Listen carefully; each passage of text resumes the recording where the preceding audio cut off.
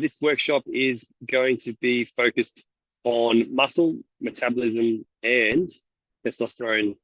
So be prepared to take notes.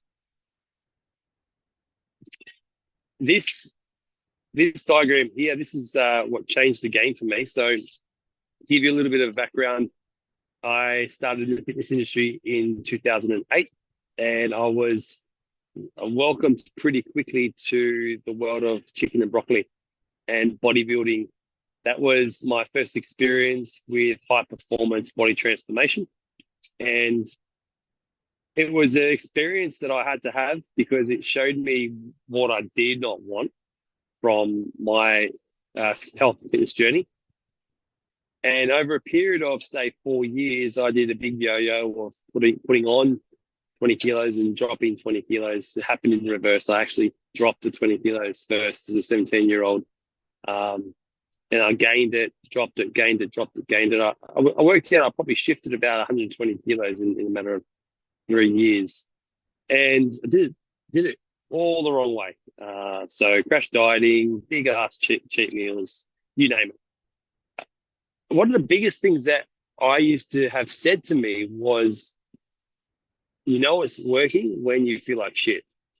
So I had this mentality or this martyrism of, well, I'm going to make this feel as shit as possible so I can get the best possible result. So I would drop my calories. I would eat only egg whites.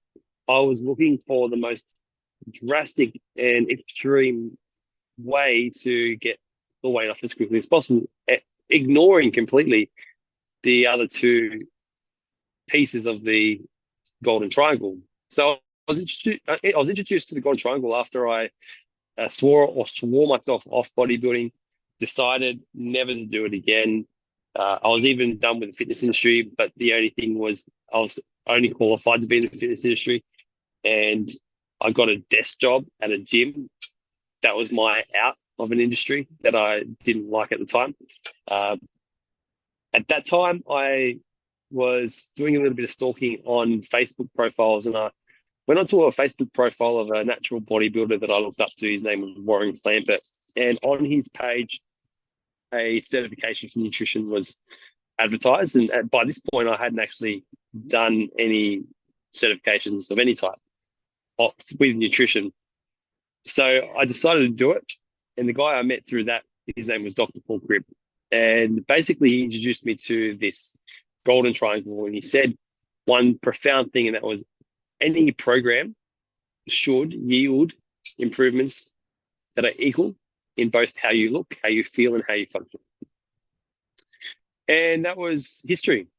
I dove into what we call metabolic nutrition, which is simply nutrition aligned with a specific outcome that makes living a healthy life that where you look, feel, and function well easy and easier over time. So some fun facts about your metabolism are your metabolism essentially is a bag of chemical soup. Billions upon billions of chemical reactions occur in your body every day. And the main role is to produce energy, repair your body, and help it produce, reproduce, or just survive. Now, your metabolism can be in a variety of different states. We want to be in a state that is beyond survival. We want to thrive, right? And how we thrive is we focus on building the part of the metabolism that really gets it going. And as you can see on this chart here, a big portion of our daily expenditure comes down to the muscle that we carry on our body every day. Now, that muscle declines after 30. In line with that, we actually lose testosterone as well. So we can lose up to 250 grams of muscle per year and up to 1% testosterone per year. Now, I found this pretty interesting that the decline was almost exactly the same between testosterone and muscle. Now, with this in mind, it's safe to assume that the metabolism will underlie all of the shifts that we experience as we get older. the lack of energy, the lack of concentration, the lack of mojo, motivation, drive, all of that, everything to do with carrying a little bit more body fat around the belly, heart disease, diabetes, some form of cancers. The list goes on. So by this point, metabolism should seem like a pretty important thing to focus on. If you want to reverse the signs and symptoms of aging at any age, this is what you need to do. You need to have a clear understanding of exercise and how it impacts your body. Movement, outdoor activity, that's obviously the basis of activity.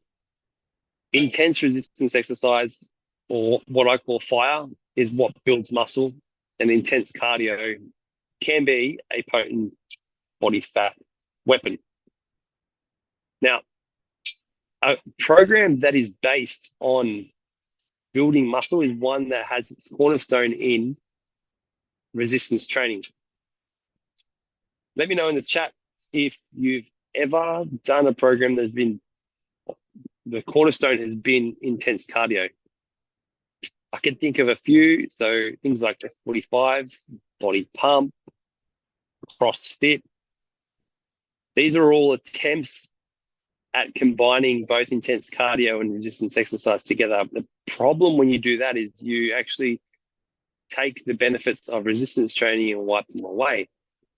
See, resistance training is an exercise that elicits nutrient uptake. So your body's meant to take in nutrients, where cardio burns nutrients, burns everything. So when you combine the two, you blunt the effects that resistance exercise could otherwise have.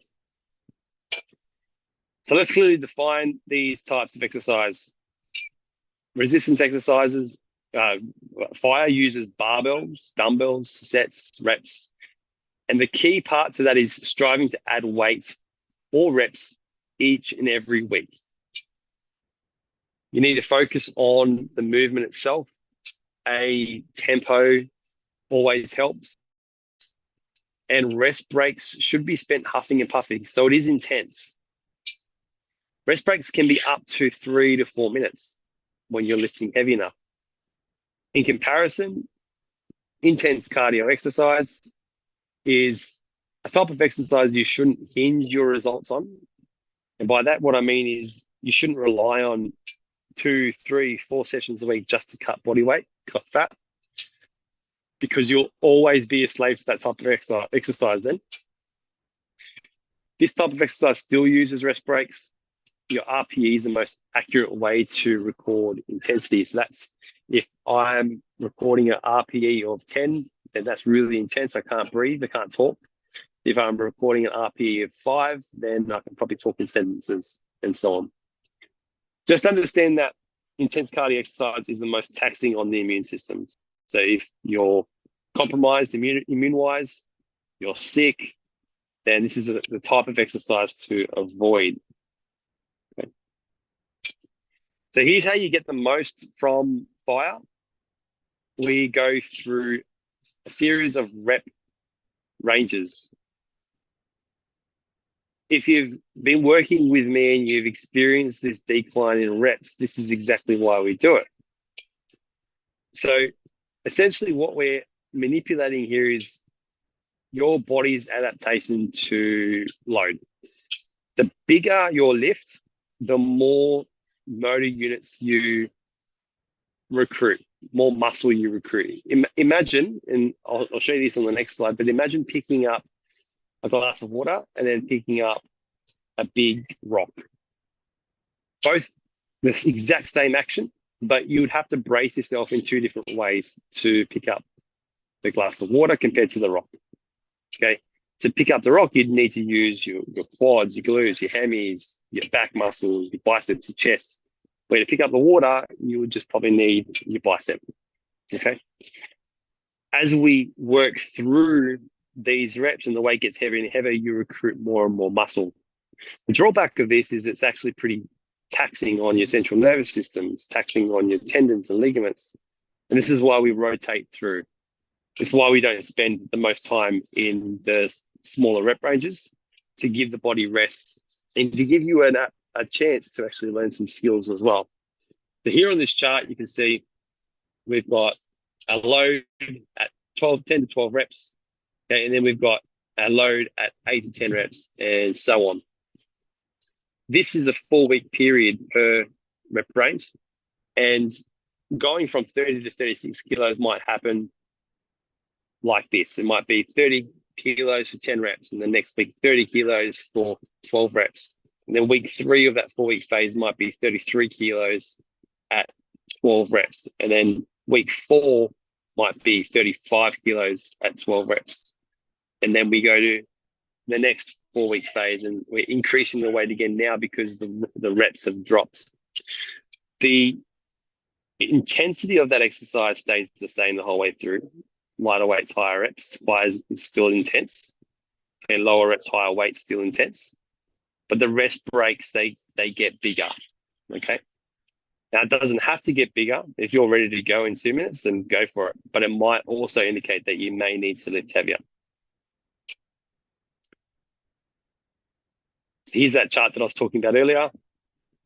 When you're working at reps under 6, you're recruiting a lot of muscle mass, your entire body. When you're working at reps that are higher than 15, it's a very small amount of muscle. To see the most effect from your time spent in the gym, you want to recruit as much muscle mass as possible. Okay. So that's the tone, that's the shape, that's to basically look like you trained.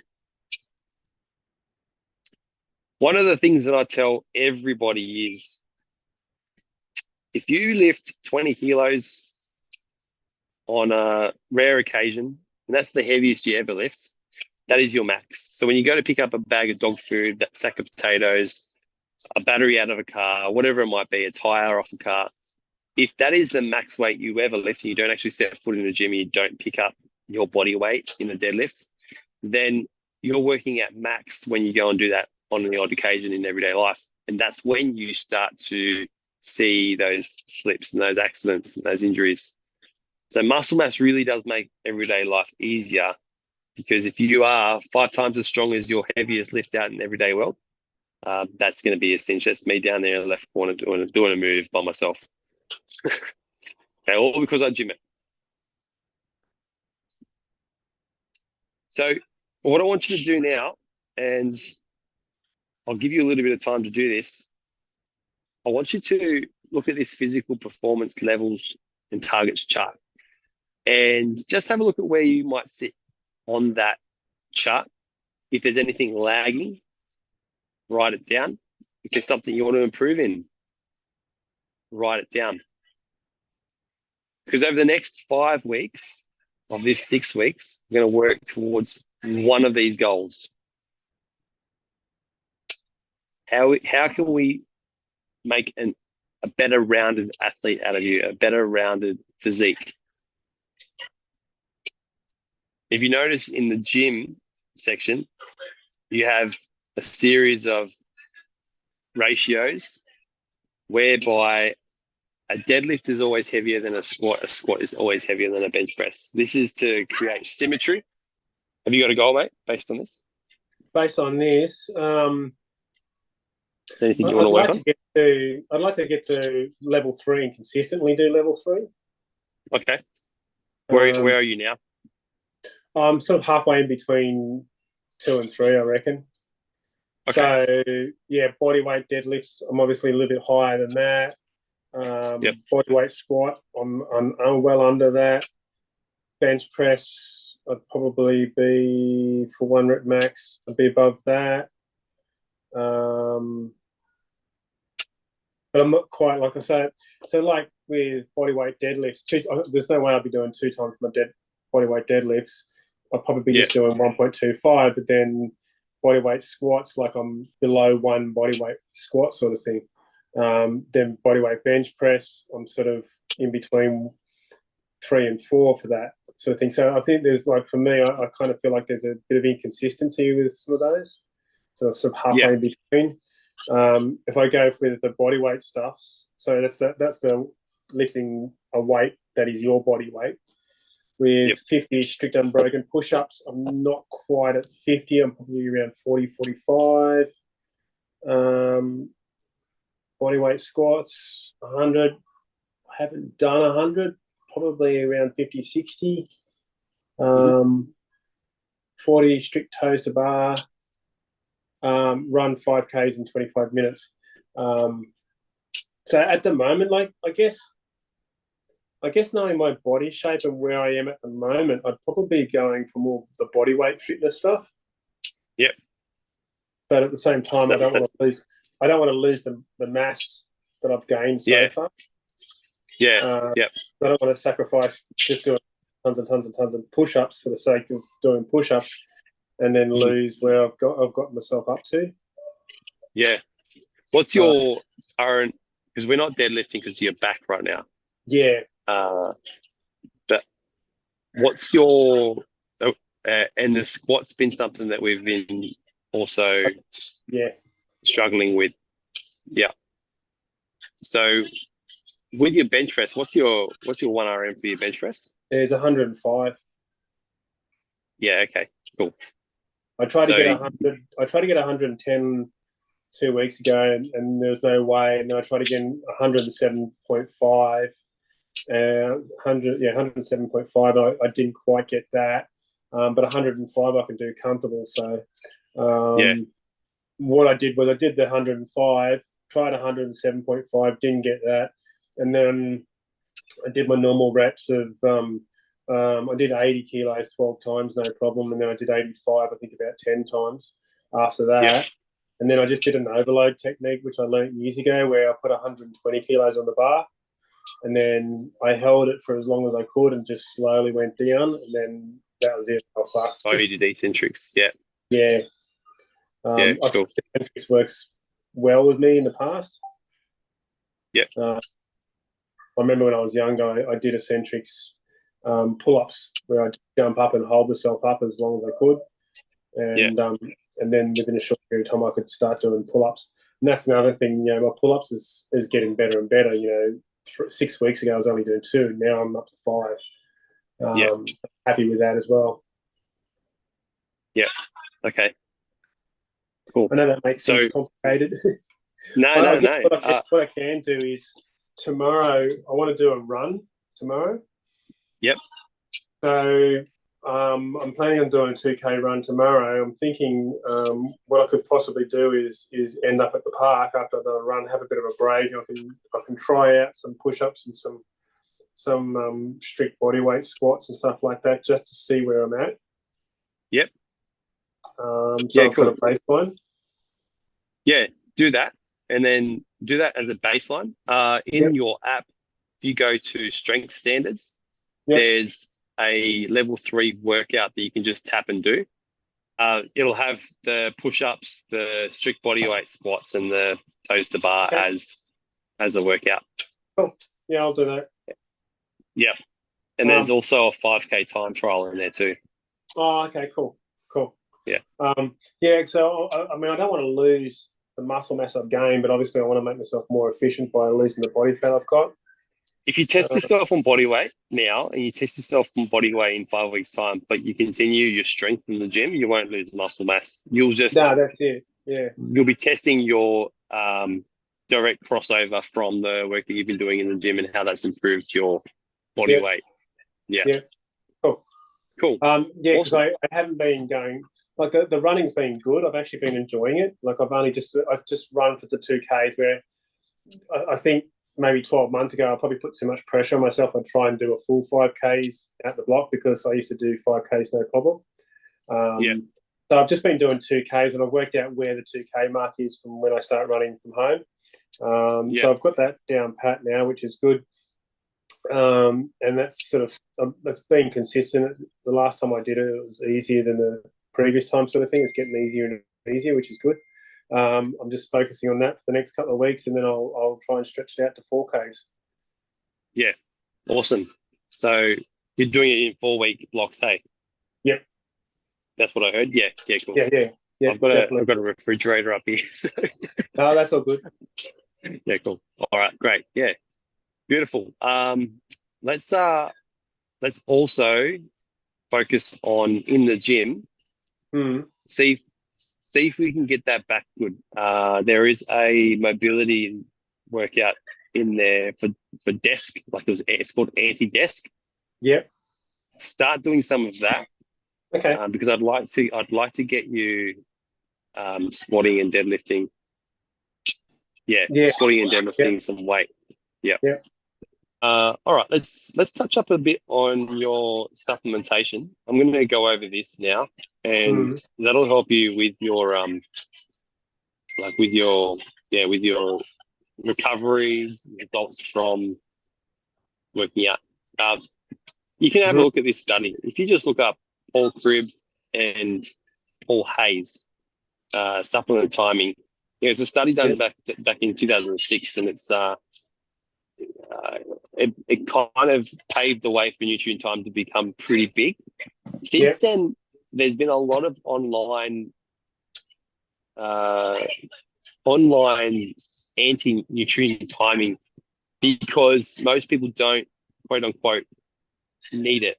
Just because most people don't need it doesn't mean it's still not effective. I'll talk about the background of this now and then how it can apply to get the Yep. even better results from training. So Paul Cribb was my mentor. He used to, he developed his own PhD. Now it was the first of its kind. It studied both exercise and nutrition at the same time in the same group of people. Now, when you look at studies, there's the bias that is often going to steer the results of that trial. Mhm. But there's also like short, like the term of the actual study, if it's long enough, and then the people as well. People are a big factor in whether a study is valid or not. So what Cribby did, he was pretty smart. He went and he got a bunch of bodybuilders. They were already in the habit of eating pretty structured meals, and he Yep. tested one thing: did the same amount of protein and carbohydrates before and after a workout have an impact when compared to having the same amount of protein and carbohydrates in the morning and at the night? So he separated the bodybuilders into two groups. They both had 40 grams of WPI, 40 grams of glucose morning Mhm. and night in one group, or before and after a workout in another group. And the group that had it before and after the workout had up to Mhm. 400% better results than the group that were having it outside of their training window. So Okay.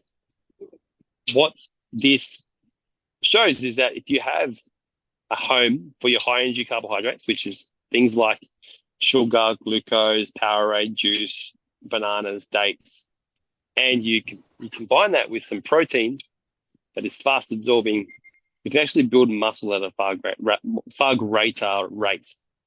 So Mhm. we've used this with all of our body transformations. I've used this myself.